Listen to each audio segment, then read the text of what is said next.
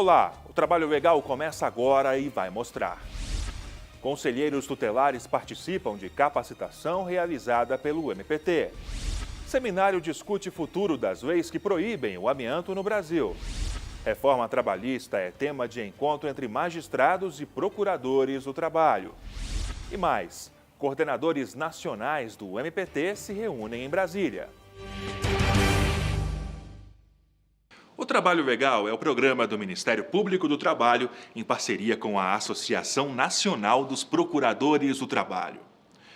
Mais de 100 conselheiros tutelares estiveram em Brasília com o objetivo de aperfeiçoar ações de enfrentamento ao trabalho infantil.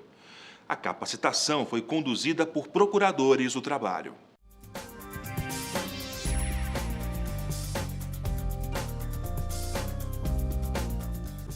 Um encontro recheado de novas experiências.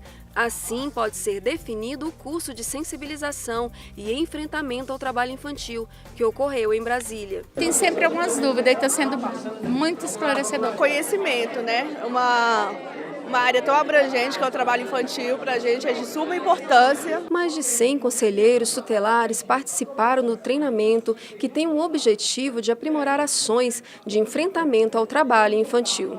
O vice-coordenador nacional de combate à exploração do trabalho da criança e do adolescente do MPT explicou como funciona a capacitação. Primeiramente, para o próprio procurador do trabalho, que tem como atribuição requisitar para que o Conselho Tutelar identifique o trabalho infantil.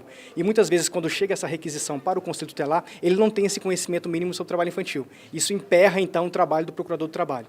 Então, quando eu falo no aspecto positivo, é que depois de capacitado o Conselho Tutelar, ele tem total condição de ir em loco e fazer esse questionário e esse relatório dessa requisição enviada pelo Procurador do Trabalho. Então, o aspecto é positivo no sentido de ajudar, auxiliar no nosso trabalho, para fins de responsabilização de quem explora o trabalho infantil e também do próprio Conselho Tutelar. Para ajudar os participantes no dia a dia, foram entregues manuais de atuação contra o trabalho infantil e livros de histórias em quadrinhos.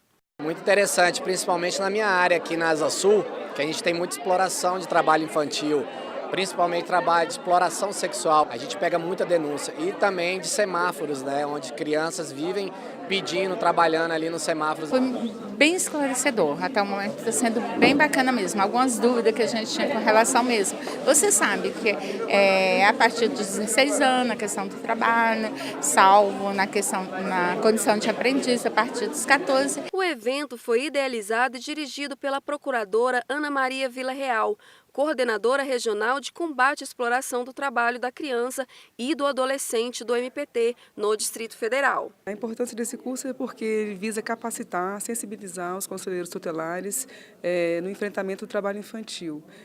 Muitas vezes eles têm tantas frentes de atuação que eles acabam até deixando de lado um pouco o trabalho infantil. Esse curso visa desmistificar, né, a questão do trabalho infantil, que trabalhar é bom, é melhor que a criança estar trabalhando, que está na rua, enfim, né, vendendo drogas e tal.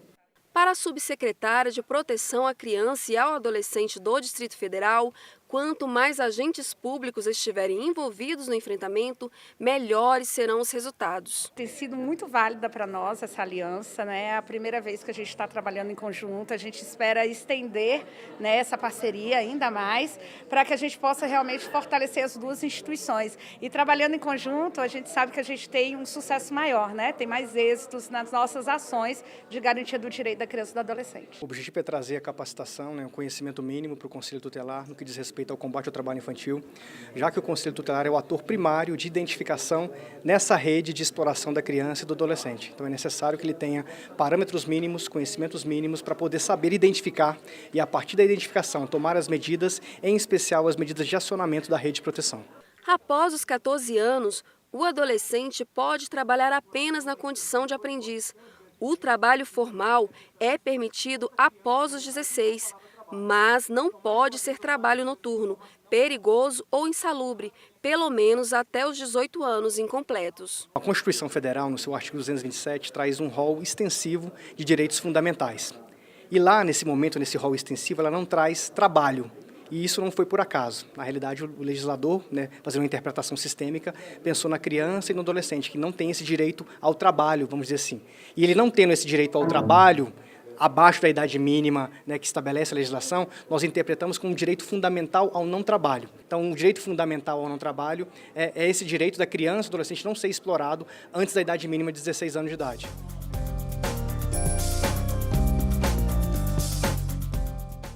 E o futuro das leis que proíbem o amianto no Brasil foi tema de um seminário esta semana.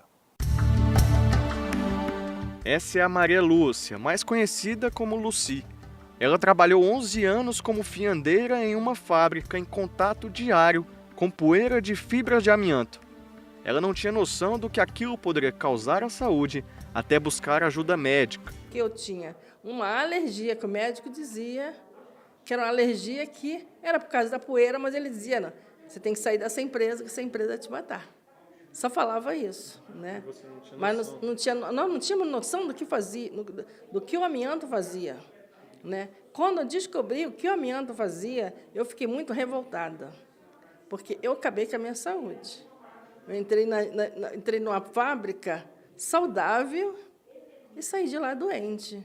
Ela é portadora de asbestose, uma das graves doenças causadas pelo contato direto com o pó de amianto. Aquele paciente, aquela pessoa que se expõe consideravelmente ao amianto, ela tem um maior risco, né? O paciente ele inala aquilo, né? E essa fibra no pulmão ela vai causando uma lesão.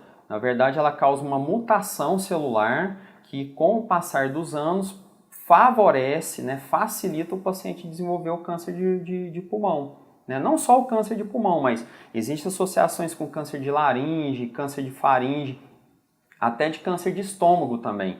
Hoje a Lucy é diretora da Associação Brasileira dos Expostos ao Amianto no Rio de Janeiro. E junto com ela, representantes, vítimas e associações de todo o Brasil se reuniram em Brasília para um seminário sobre o futuro das leis que falam sobre o amianto no país. O amianto já está proibido definitivamente em mais de 60 países, mundo afora, inclusive todos os países da União Europeia. Essas têm sido medidas civilizatórias, uma vez que o amianto é uma fibra utilizada na produção de coberturas, tubulações, freios e outras utilidades, que essa fibra ela é reconhecidamente cancerígena. A Lei Federal 9.055, de 1995, regulamenta e permite o uso controlado do amianto crisotina, aquele utilizado para a fabricação de telhas. O detalhe é que, na época, a lei proposta era para banir o amianto, mas acabou substituída por esta lei. Acontece que, para o MPT, não há limite seguro de uso da substância. O Ministério Público atua no sentido de promover a saúde e a segurança dos trabalhadores expostos a esse mineral cancerígeno de diversas formas, né? Entre as quais aí as ações que demonstram a impossibilidade, a falácia do uso controlado de uma substância cancerígena que não é visível a olho nu. No caso do amianto, a gente tem a mineração com a explosão das cavas, a retirada daquele material, a indústria, o distribuidor, o material de construção civil. Veja que a própria telha de amianto tem na sua rotulagem a informação: ao cortar ou furar, não respire a poeira gerada, pois pode causar graves danos à saúde. Então é impossível controlar uma substância que não é visível a olho nu e se dispersa facilmente no ar. O seminário discutiu também a constitucionalidade da lei federal, uma vez que o uso de amianto no cenário atual fere convenções internacionais assinadas pelo Brasil. Em atenção às convenções 139 e 162 da Organização Internacional do Trabalho, que estabelecem o seguinte: havendo a viabilidade tecnológica de substituição do cancerígeno amianto por fibras alternativas, deve ser implementada. Então, diante de todo esse contexto, o que o Ministério Público faz nas ações civis públicas ajuizadas é demonstrar a impossibilidade do uso controlado, demonstrar a existência de trabalhadores expostos e adoecidos e determinar o cumprimento das convenções internacionais que determinam a substituição do amianto. Dos desafios que nós tivemos de 2012 para cá é demonstrar que a indústria brasileira domina perfeitamente a tecnologia de substituição. Isso não apenas está demonstrado do ponto de vista jurídico, mas do ponto de vista fático. Pensando na saúde da população, alguns estados e municípios brasileiros criaram leis proibindo o uso de amianto crisotina dentro de suas áreas. Enquanto isso, a Lucy e todos que sofreram e sofrem com a exposição ao amianto lutam para tirar de uma vez por todas a substância do mercado. Eu entrei na breia para lutar pela vida, principalmente a minha vida e daqueles que ainda vão aparecer ainda doentes, né? A luta da Breia é essa, que o mais importante para a gente é parar de usar o amianto no Brasil, né? Que não venham outras pessoas ficarem doentes por causa do amianto, né? Se quando eu saí da empresa, né, em 90, já tinha alternativa. Imagina, naquela época tinha alternativa e os dias de hoje.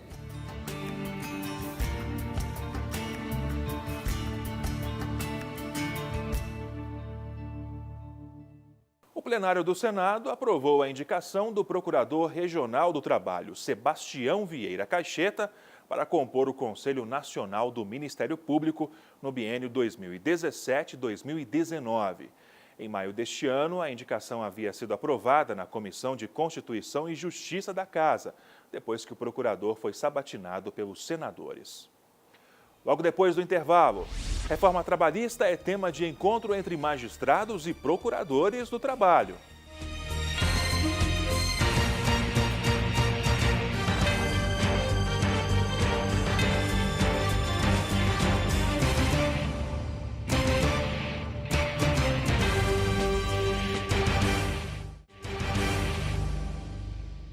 Magistrados e procuradores do trabalho estiveram reunidos em Brasília para discutir a reforma trabalhista e seus impactos na sociedade.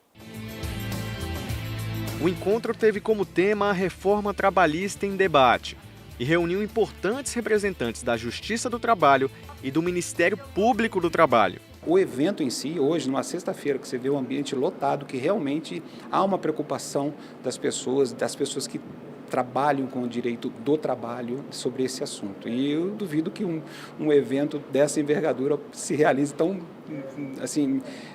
tão próximo, porque acabamos de aprovar, a gente tem aqui ministro de Estado, Procurador-Geral do Trabalho, enfim, muitos procuradores do trabalho, desembargadores, juízes, enfim, representantes das duas grandes associações, que é a AMATRA, Associação Regional, e a ANAMATRA, Associação Nacional dos Juízes do Trabalho, enfim.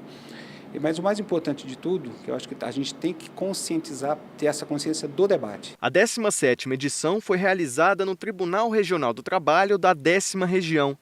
O evento vem sendo preparado desde o início do ano e não poderia ter outro tema senão os rumos da legislação trabalhista. Quando começamos a construir esse tema, tínhamos a dúvida, a reforma terá passado ou não, essa questão da temporalidade. Mas, de qualquer forma, o tema continuaria sendo atual como é, e agora a questão é debater, ouvindo todos os lados possíveis para construirmos um entendimento do Ministério Público do Trabalho, da Justiça do Trabalho, para reconstruir o direito do trabalho, já que a reforma ela suprimiu, sobre o nosso entendimento do Ministério Público do Trabalho, diversos desses direitos, eles têm que ser restabelecidos. E aí, essa ordem jurídica ela precisa de uma atuação firme dos procuradores e decisões firmes dos magistrados.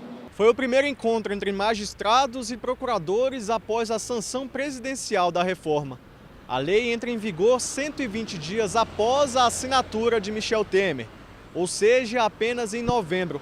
Mas o que se percebe é que o mercado de trabalho já começou a mudar. Já começou a acontecer no Brasil. A imprensa tem mostrado que as empresas estão buscando apenas a troca de trabalhadores contratados por prazo indeterminado pela CLT por formas alternativas e com baixa remuneração, como jornada intermitente, como terceirizado, como PJ. Então, na verdade, no Brasil, ainda que a lei só passa a valer a partir de novembro, os empresários já começaram esse movimento de precarização das relações de trabalho. Durante o processo de aprovação no Congresso Nacional, o MPT trabalhou para que o projeto fosse melhor debatido. E agora, após aprovada a reforma, a luta pela garantia de direitos sociais do trabalhador continua. Nós estamos analisando a lei, principalmente sob os pontos de vista das questões constitucionais, possíveis inconstitucionalidades, e também com relação à convencionalidade, que é a adequação da lei às convenções internacionais. E a partir desse estudo, tomaremos as medidas adequadas, o combate ou pelas ações civis públicas, pelas inspeções, investigações. A forma com que deputados e senadores aprovaram o projeto gera questionamentos. Sempre que falo sobre esse assunto, eu me posiciono contrariamente à reforma e contrariamente à forma, né, de tramitação. Nós temos exemplos de alteração legislativa que foi discutida na sociedade durante 15 anos, durante 10 anos. Nós consideramos que essa reforma ela teve uma tramitação que não condiz com as nossas tradições, né, de discussão com a sociedade. Presente no evento, o ministro de Estado do Trabalho, Ronaldo Nogueira, reconheceu a necessidade de mais diálogo com os maiores interessados sobre a nova legislação. Nós estamos ainda dialogando, tanto com trabalhadores como empregadores e utilizando-se de algumas manifestações dos senhores no sentido de buscar uma alternativa através de uma medida provisória para pacificar e assegurar os direitos que porventura possam trazer alguma fragilidade com relação ao trabalhador.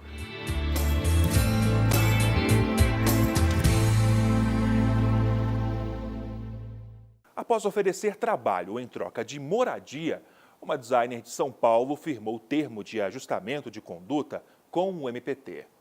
Entenda na reportagem de Rosana Maria. Era para ser apenas mais um anúncio em uma rede social, mas a postagem gerou polêmica e bastante repercussão. A designer Patrícia Gomes Benfica, de 44 anos, escreveu em uma rede social: quer morar em um apartamento descolado e sem pagar nada? Até aí, nada demais.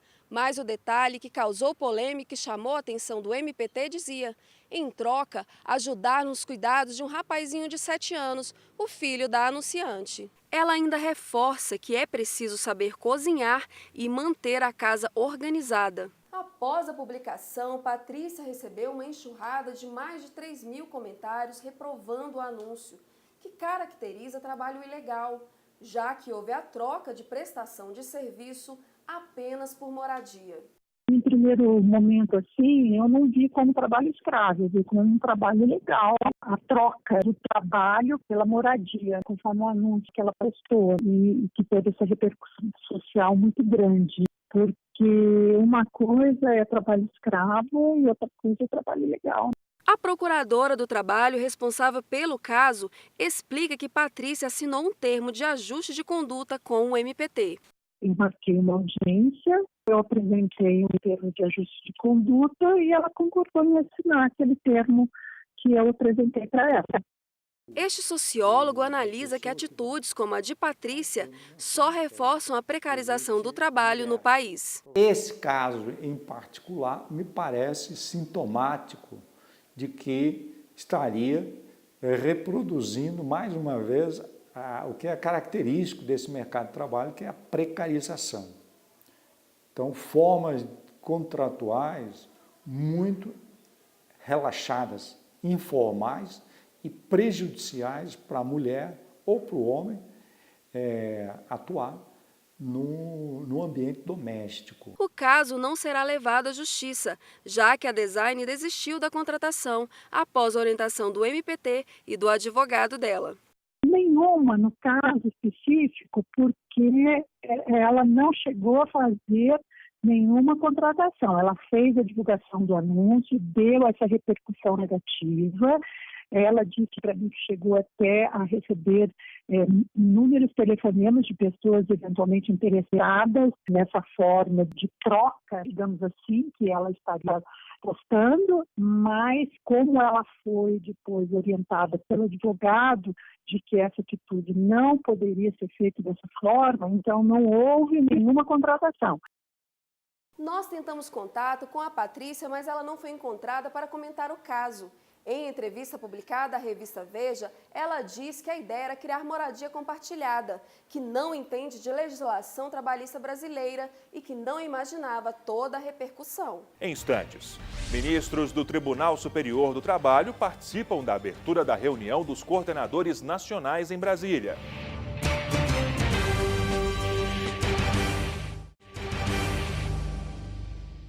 O Ministério Público do Trabalho possui coordenadorias nacionais temáticas criadas para combater irregularidades mais graves e recorrentes enfrentadas no dia a dia dos procuradores.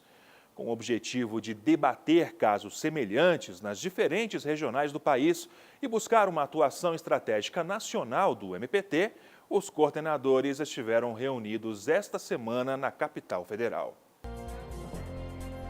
Os rumos do Judiciário após as mudanças de mais de 100 artigos da CLT estiveram no centro das discussões. O essencial é que o Ministério Público continue com seu viés de resistência à reforma trabalhista, de manter o espírito de indignação junto aos procuradores, entendeu? Porque entendemos que a reforma trabalhista ela é prejudicial aos direitos sociais, entendeu? Inclusive, de certa forma, negando instituições democráticas como a participação do sindicato em várias discussões. Os coordenadores nacionais do Ministério Público do Trabalho discutiram pontos polêmicos sobre a reforma trabalhista. A gente está lutando com as armas que tem, mas o cenário a gente está acompanhando bem na mídia de desconstrução dos direitos sociais. Então, eu não tenho como te dar uma previsão, mas o cenário, infelizmente, não é dos melhores. Mas nossa instituição vai cumprir o nosso papel. Estar de acordo com convenções internacionais é um ponto essencial, segundo o ministro Lélio Bentes. As leis ordinárias, elas estão submetidas, obviamente, ao crivo da constitucionalidade. Elas precisam estar de acordo com os princípios e preceitos constitucionais e também tem que estar de acordo com as convenções internacionais ratificadas pelo Brasil, que tem status, segundo o Supremo Tribunal Federal, de um status infraconstitucional, mas supralegal. Estão, portanto, acima das leis.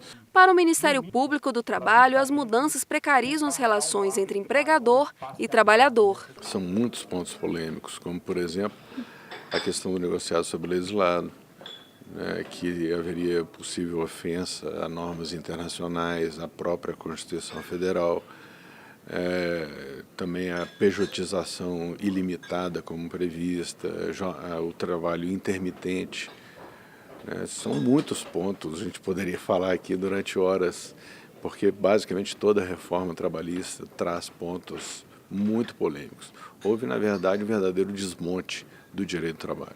Em relação ao teletrabalho, é que a nossa Constituição ela não discrimina o teletrabalhador. E não é da condição do teletrabalho, da condição intrínseca do teletrabalhador, a de estar imune a qualquer controle de jornada. Então, o teletrabalho, seja em domicílio, seja em home office, seja onde for, ele eventualmente está sob controle de jornada, de tempo de trabalho. O Procurador-Geral do Trabalho explica que o MPT continuará buscando o enfrentamento às más condições de trabalho. O Ministério Público do Trabalho, a função constitucional dele é a defesa dos direitos sociais. E os direitos sociais não são apenas aqueles que estão escritos na CLT, nem no artigo 7º da Constituição Federal, mas um todo. Por exemplo, a defesa do direito maior, que é o direito à dignidade do trabalhador. E o Ministério Público vai atuar, sim, para defender a dignidade do trabalhador, para defender o direito ao contrato de trabalho e condições de trabalho que garantam a saúde e segurança do trabalho, além das condições mínimas.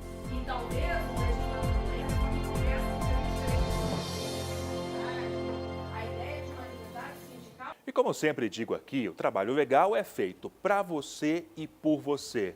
Por isso, sugestões são muito bem-vindas. trabalholegal.pautas@gmail.com é o nosso contato. Mais informações você encontra também no nosso portal www.mpt.mp.br e também em nossas redes sociais. Obrigado pela companhia e até a próxima edição.